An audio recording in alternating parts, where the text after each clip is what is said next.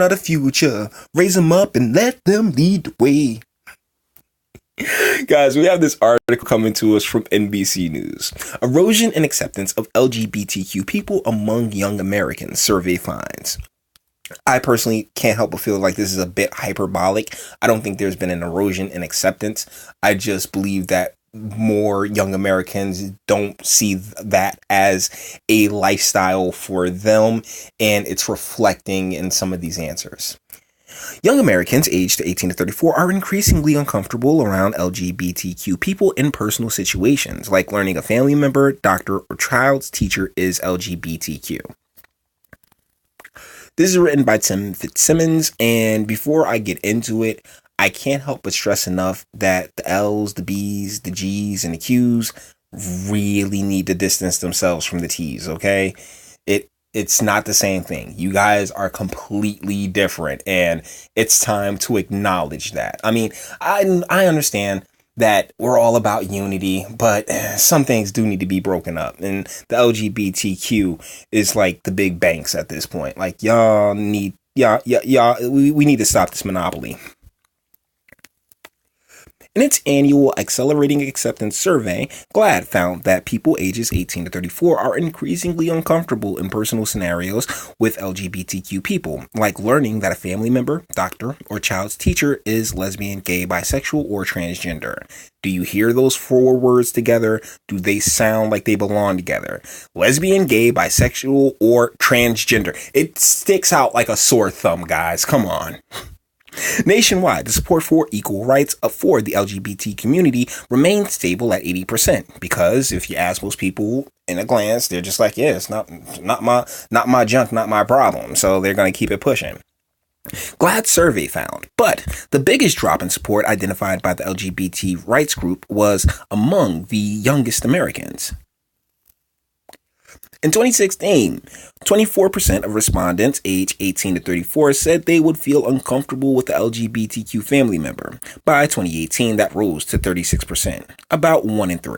A similar rise was measured amongst the youngest group of respondents who say they would feel uncomfortable to learn their child was receiving LGBTQ history lessons at school, from 27% to 39%, damn near 40%. Oh, fun fact. Guess what we just greenlit in New Jersey? LGBTQ history lessons at school. See you September, guys. With the knowledge that erosion and acceptance was primarily happening among younger males, GLAAD launched a program dedicated to working with the video game industry on LGBTQ inclusion to bring LGBTQ characters and stories to a world where male audiences were consuming content, said Sarah Kate Ellis of Course It's a Chick, president and CEO of GLAAD, in a press release announcing a selection of survey findings. Okay. Who are you, Anita Sarkeesian? Jesus. If you're a gamer, can you tell me what's happened with Apex Legends? Because I can't help but feel like this has already been tried. With Apex Legends, they came out, said all the characters were LGBTQ, or like some of them. And right now, it's a dead game on Twitch and all the other places that matter, you know?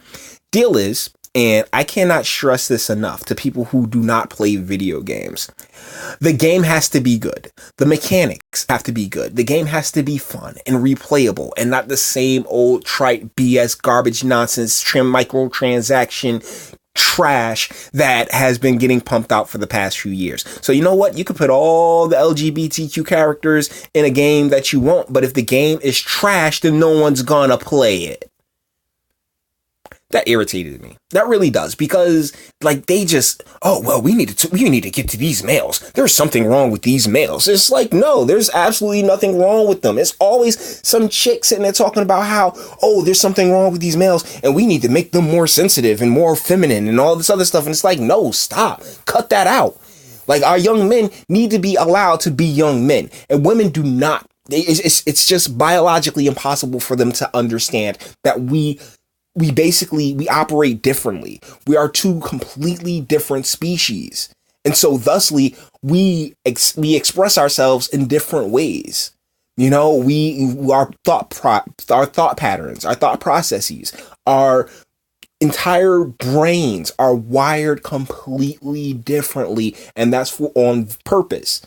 This wasn't an accident. Like we're wired to need each other, both men and women. You need a combination of the two, a combination of the masculine and the feminine.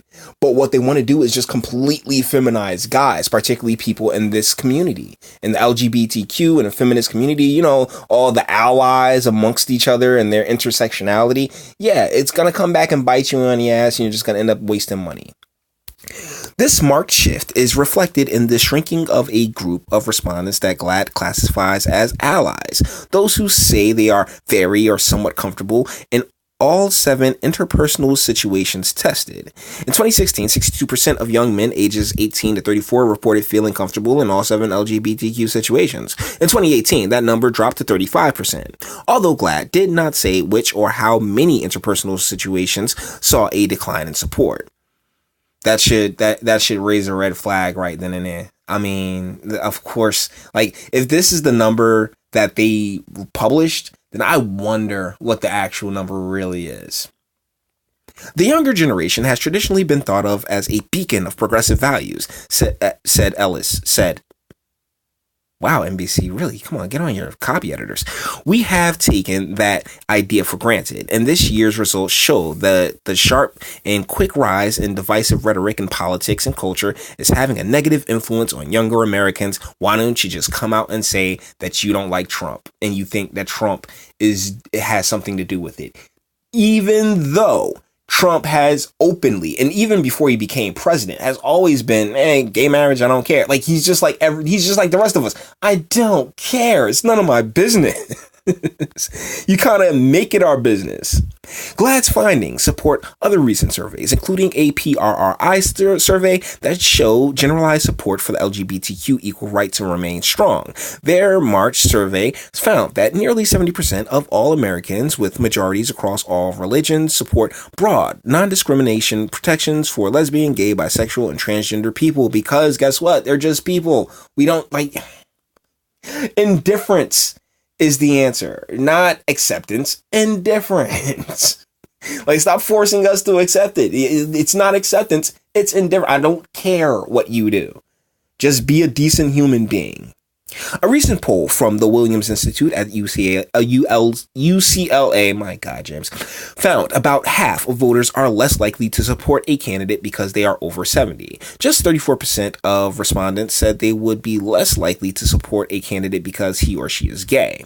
According to a review of Gallup polling about homosexuality, first queried in 1977, support for gay people continues to increase. In 1977, just 13% of Americans believed being gay or lesbian is innate. Today, that number is 49%. So half people think, yeah, this is that you're born that way. In 1977, 14% of people believed gay and lesbians should be allowed to adopt. Today, it's 75%. Go ahead. It's not my kid, so screw them up if you want to. In 1977, 56% of respondents said gay people should have equal employment rights. Today, 93% believe that. So even since 1977, the majority has been in favor for equal employment rights. Nobody wants. You should be able to make a life for yourself in this country. No one wants to deny that from you. No one wants to take that away from you. Okay? Like, I mean, there are good people in this country that genuinely just want you to have the ability to live your life in any way, shape, or form that you want. But when you do bring in things such as LGBTQ history lessons in schools and the pride parades and the entire month, Pride Month, and the Equality Act that the House passed. I mean, come on, guys. Come on. You got this is taking it to a bit of an extreme, and the youth, they see this, they see it, and they are like, well, I would like to raise a family and have more traditional things. And it's a big part of the ebb and flow of society, at least American society, in the 30 plus years that I've been alive. You have the ebb, which is liberal and Democrat, right? And then you have your flow, which is conservative or Republican. And it really does go on the way whichever side goes, you know, but we are the ultimate fence setters, I guess, because the generation after the generation that came before it is, you know, is always full of surprises. So with that being said, it's time to bring this video to an end, because that's the end of the article. And I really wanted to talk about this because, you know, I mean, as much as I do rag on the youth, I mean, I call them, and I've talked to a lot of youth, they're dumb as a box of rocks. But when it comes to our instincts, I mean, they're still there. There's hope.